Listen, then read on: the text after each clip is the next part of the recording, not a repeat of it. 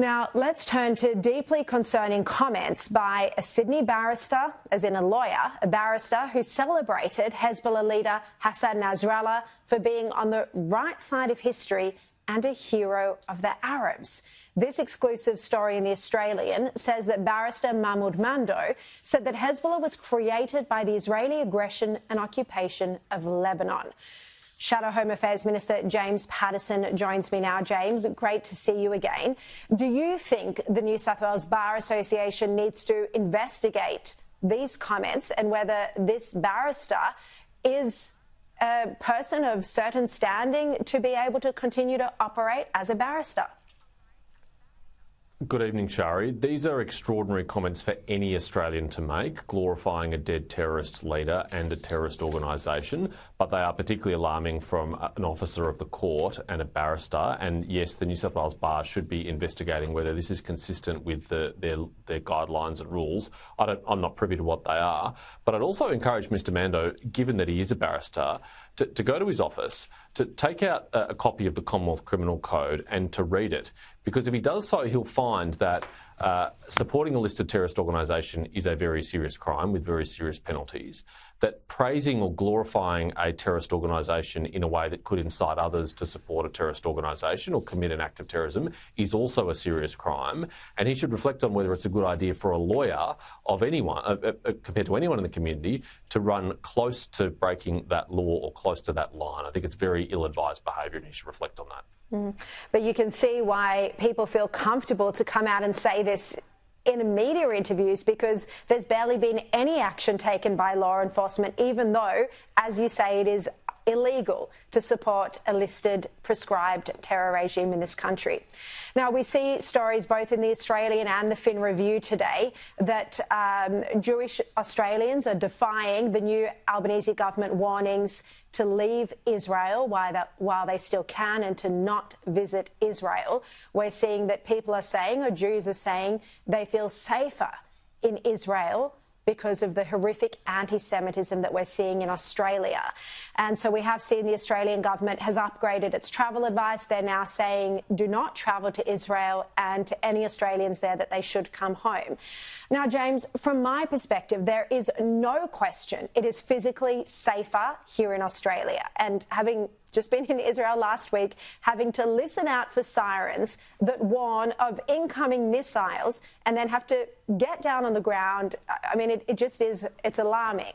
The Iron Dome does intercept most, but not all of the rockets. And then, of course, even if they do intercept the rockets, there's the danger of falling shrapnel, which does injure Israelis. But then when it comes to, as a Jewish person, expressing your identity, showing your identity with a Magen David or other, jewellery or clothing, there's no doubt it's safer in Israel than Australia.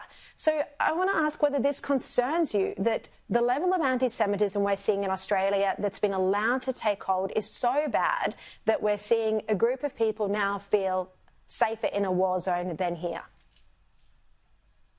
Shari, it's deeply distressing to read stories like this, and I've also heard stories firsthand from members of the Australian Jewish community in Melbourne and Sydney that they are contemplating moving to Israel because they do believe they'll feel safer there. And that's an absolutely remarkable thing to say when you think about it. Israel's under attack right now from 3 terrorist organisations and a very menacing regime in the Iranian state.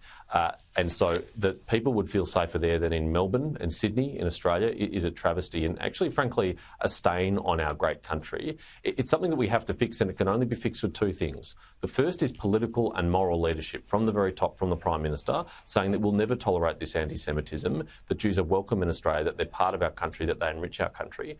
And the second is fixing this law enforcement crisis that you were talking about before, and actually making sure the laws that are on the books are enforced and extremism and extremists feel the consequences of their behaviour, because until that happens, they will continue to be emboldened.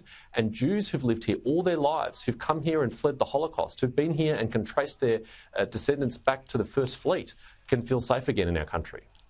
Yeah, it is a really sad state of affairs. And by the way, because I spoke about this in an article in the Sunday Telegraph, and then I posted the article on X or Twitter. And the comments under it, people just say, leave, go to Israel, get out, we don't want you here. So the anti-Semitism is there in black and white. It's astonishing. And I don't think any of them were ABC employees, by the way, but you never know. Now, Kevin Rudd has caused a stir. He's got a new book on Xi, as in Xi Jinping. This is a revamp of his old thesis in which he argued that the world will be most at danger under Xi's leadership. Now, James, I want to see if you agree with this, because he says that if China is successful in invading or reunifying with Taiwan, then this will see a period of US decline. So if his assessment is right, do you think this therefore means that America should intervene to stop China from invading Taiwan? And we've just seen in the past couple of days those really aggressive war games, the 125 military aircraft from the PLA and also the naval vessels encircling Taiwan. Shari, I think I'm going to be first to line up at the bookshop to buy Kevin's book, because based on the excerpts that I have read, there's a lot that I agree with. In fact, it sounds an awful lot like the kind of things that people like me and Andrew Hastie have been saying since about 2017. In fact, the kind of things that Kevin Rudd used to criticise Andrew Hastie and I and others for saying. So it's a welcome change of heart from Kevin. Based on what I understand, his argument is, I think there's a lot to agree with. There's probably two things that I disagree with.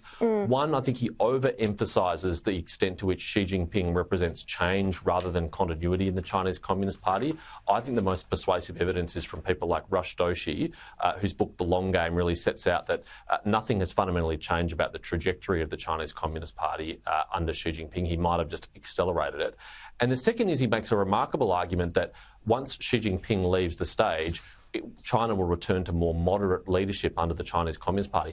I don't share that confidence at all, particularly because basically every analyst got Xi Jinping wrong. They said that he would be a moderating influence, and he certainly hasn't been that. So I don't think we can rest on our laurels and assume that that's not the case. To your earlier question, I think what it commands of us is to be as strong as possible and to work as closely as possible with our allies to deter Xi Jinping and the Chinese Communist Party from doing something incredibly reckless like invading Taiwan. I think the comment that Joe Kelly made, because he was the journalist who interviewed Kevin Rudd about his book, he said that Penny Wong and Albanese should read this book because it's a wake-up call. There seems to be this complacency in Australia at the moment towards the communist regime in China. But I agree with you. And not only do we not know who Xi's successor will be, so therefore we don't know whether they will be more authoritarian or worse for the world, but also there's the fact that Xi has eliminated many of his rivals. So, you know, anyone more moderate, we just don't know where they are, what's happened to them. There have been many mysterious disappearances. All right. James Patterson, really appreciate your time. Thank you.